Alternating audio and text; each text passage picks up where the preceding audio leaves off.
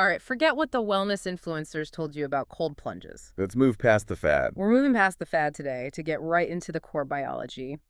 We're doing a deep dive into, well, a metabolic superstar that researchers just completely dismissed in adults for decades. Brown adipose tissue. Or BAT.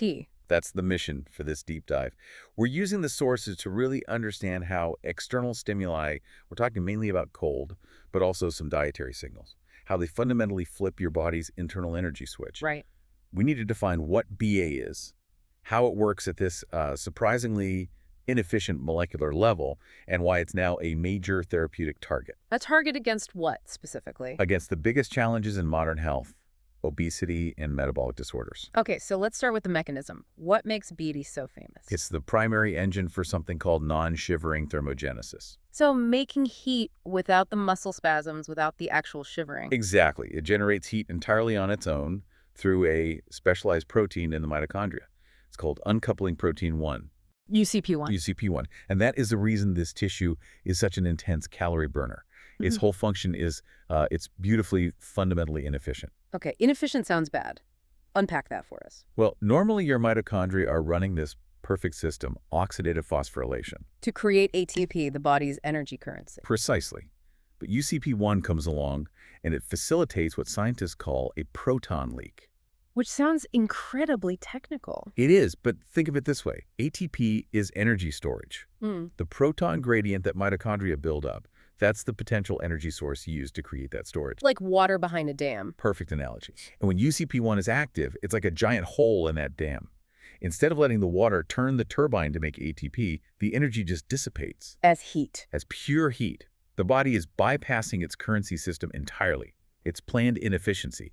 And that's what makes BA this central, rapid regulator of your entire energy expenditure. What's so fascinating here is the history. For years, the medical community just dismissed this in adults. The dogma was it only existed in newborns. Yes, that was entrenched medical dogma for decades. If you brought up functional BAT in an adult, you would have been corrected pretty quickly. And the sources say the evidence for that conclusion remains elusive.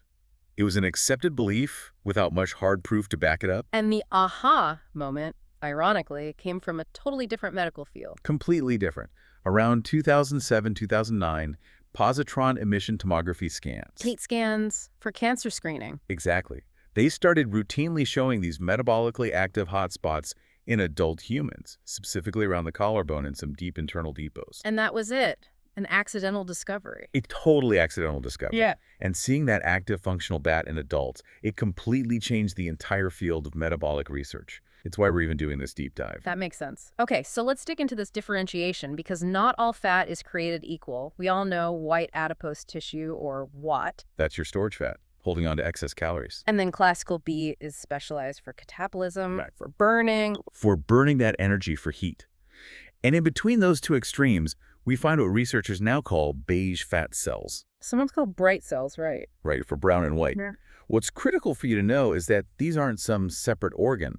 They are found within the white fat depots. So they look and act like brown fat. Morphologically and functionally, yes. They have UCP1, lots of mitochondria, the right receptors. But genetically, they're actually more closely related to the storage fat. So the key takeaway here is that these beige fat cells are recruitable. Highly recruitable. And that means we can induce this browning of white fat cells, turning storage depots into calorie-burning engines. Which has, massive therapeutic implications. Massive. And the science really backs this up when you look at BAT's developmental origins. Where does it come from? It's a huge piece of the puzzle. Classical BAT actually shares a common ancestor, a progenitor cell, with skeletal muscle. With muscle, not with other fat. Not with white fat. Both BT and muscle activate this thing called the MYF5 promoter. It means BT has more in common with muscle sympathetic innervation, catabolism, than it does with standard storage fat. That makes the whole browning process sound much more plausible. So what are the factors that recruit or induce this browning? It's all about external signals that tell the body it needs to ramp up energy use. Primarily cold exposure, but also physical exercise, some specific drugs called bitter agonists, and certain signaling molecules. Like Things like bone morphogenetic protein 7 or prostaglandins. This recruitability, this is the whole reason cold exposure has become so central to all this research. Okay, now we can quantify the effects. We've seen the mechanism, so let's see the results. There was a big systematic review and meta-analysis on this Yes, comparing mild acute cold exposure, so about 16 to 19 degrees Celsius. versus a standard room temperature of 24 Celsius. What did they find on energy expenditure? A significant spike. Just from being in that mild cold, daily energy expenditure increased by an average of 188.43 kilocalories per day. Wow, 188 kilocal. How does that compare to, say, a brisk walk? It's roughly equivalent to a 30-minute walk, sometimes more depending on your size. And this is passive. It's just happening. And what else did they see? Increased bat volume, increased bat activity, obviously. But this is key increased uptake of non-esterified fatty acids, or NAFA. NEFAs, those are the free fats circulating in the bloodstream, which can be dangerous. Exactly. So fat isn't just burning its own stored energy. It's acting as a metabolic sink, actively clearing lipids from your circulation that could otherwise cause problems. A powerful mechanism. And this is all triggered by the nervous system. Directly. Cold perception activates the sympathetic nervous system, which releases norepinephrine. And that signals the bad? It signals BT via these specific V3 adrenergic receptors to kick off thermogenesis. Is that LA3 receptor the main target researchers are looking at for, new weight loss drugs? It's both. It's the natural pathway. And yes, researchers are laser focused on developing compounds agonists that can hit that receptor and artificially stimulate B8, trying to mimic the cold without the discomfort. Okay, so that's a clear case for cold increasing calorie burn. But the sources also include caveats saying chronic cold exposure might not lead to significant weight loss. Why is that? Because the body is smart. It fights back. If you passively burn an extra 200 calories, your body often sends compensatory signals to make you want to eat more later. So your appetite increases to match the output. Potentially, yes. The sources say a compensatory increase in food intake can counteract the BD effect. It means cold exposure isn't a magic bullet. It has to be paired with controlled diet and exercise. That moves us perfectly from calorie output to controlling calorie input, appetite. What happens to the hormones that govern hunger when you do cold water immersion or CWI? We see this really dynamic shift with two key hormones, ghrelin and leptin. Ghrelin is the go hormone for hunger. It tells you when it's time to eat, and CWI temporarily reduces ghrelin. Then you have leptin, which is the satiety hormone, the stop signal. And frequent cold exposure might improve leptin sensitivity. Exactly. So the overall result is you feel less hungry in the short term, and potentially you get better long-term portion control because you're more sensitive to that I'm full signal. And it's not just the hormones. There are neurotransmitters involved, right? Absolutely. Right. They fundamentally shift your brain's priorities. Mm. That initial surge in norepinephrine, it naturally suppresses appetite. Your brain shifts focus from let's find food to let's manage this cold stress, survival first. And that's compounded by dopamine, the feel-good neurotransmitter. Cold plunges are famous for that spike. Yes, and when your dopamine is elevated, you get a mood boost. You feel good. And if you feel good, you're just less likely to reach for food to soothe boredom or anxiety. So it works on both a survival and an emotional level. We established earlier that B8 isn't just a furnace, it's a command center. Which brings us to the bradykinin secretome. These are molecules secreted by BAID that communicate with your other organs. Inter-organ crosstalk. Let's look at two of the key players here. First up is fibroblast growth factor 21, or FGF21. It's made by the liver, but also BAT and WAT. It enhances those thermogenic genes like UCP1, but for your systemic health, it dramatically improves insulin sensitivity and lowers blood glucose and lipids. We hear about FGF21 a lot in longevity research. Why is it so important for the liver specifically? Because it targets liver fat. Steatohepatitis, or fatty liver disease, is a massive problem. FGF21 acts as this powerful signal to reduce fat accumulation in the liver and lower systemic inflammation. So it's a potential treatment. It's more than potential. Sure. FGF21 analogs are top-ranked molecules being developed right now to treat steatohepatitis. They address the metabolic root of the problem. Okay, and the second key bradykinin. That would be bone morphogenetic protein 7, or BMP7. This one is all about building more BAID. It directs progenitor cells to become brown adipocytes. So it actually promotes the creation of more functional B8 tissue. In effect, yes. And that leads to reduced overall fat mass, lower plasma glucose, and decreased plasma triglycerides. So we have these two incredibly powerful signals.